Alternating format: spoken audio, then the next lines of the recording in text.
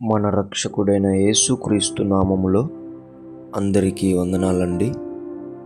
ఈరోజు దేవుని మాటలు కీర్తనల గ్రంథము 18వ అధ్యాయము 29వ వచనము. నీ సహాయము వలన నేను సైన్యమును జయింతును, నా దేవుని సహాయము వలన ప్రాకారమును దాటుదును. ప్రియమైన దేవుని బిడ్డలారా, మనం ఈ లోకాన్ని జయించాలి అంటే దేవుని సహాయం కావాలి. మనము ఈ శరీర ఆశలను జయించాలి అంటే మనకు దేవుని సహాయం కావాలి.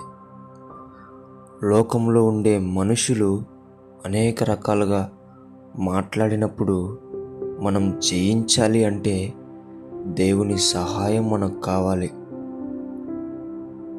బ్రతకలేకపోతున్న ఈ జీవితాన్ని చివరిదాకా మనం కొనసాగించాలి అంటే, మనం ఈ బ్రతుకును జయించాలి అంటే దేవుని సహాయం ఎంతో అవసరమై ఉన్నది.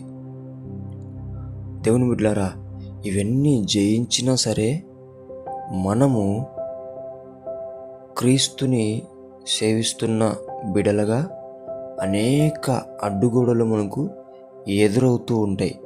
బంధువుల ద్వారా, స్నేహితుల ద్వారా, ఇరుగు పొరుగుల ద్వారా, ఇలాగ మందిరంలో ఆత్మీయుల ద్వారా అనేక అడ్డుగోడలు ఎదురవుతూ ఉంటాయి. వాటన్నిటిని మనం దాటుకొని రావాలి అంటే మనకు దేవుని సహాయం కావాలి. దేవుని బిడ్డలారా, నీ సొంత జ్ఞానంతో ఎప్పటికీ కూడా నీవు ప్రయాసపడకోకుండా దేవుని సహాయం పొందుకొని శరీరాశలను, లోకాన్ని, లోకంలో ఉండే మనుషులను జయించాలని దేవుని పేట మనవి చేసుకుంటున్నాను.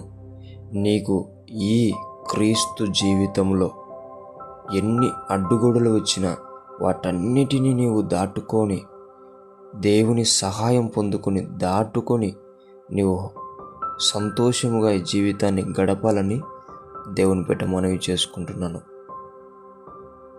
మీకు అందరికీ కూడా దేవుని పేట మనవి చేసేది ఏమిటంటే, దేవుని సహాయం వలననే దేవుడు మనకిచ్చిన ఈ జీవితాన్ని మనం కొనసాగించుతాం అని తెలుసుకొని ఉండాలని దేవుని పేట మనవి చేసుకుంటున్నాను.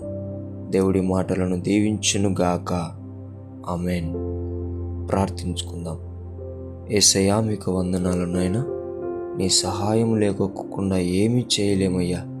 మా సొంత జ్ఞానంతో ప్రయాసపడి ఓడిపోకోకుండా నీ సహాయం పొందుకొని ప్రతి దానిలో జయం పొందుకునేవానిగా, ప్రతి అడ్డుగోడను దాటుకొని వెళ్ళే బిడ్డలుగా మాకు సహాయం చేయమని యేసు నామములో ప్రార్థిస్తున్నాం తండ్రి.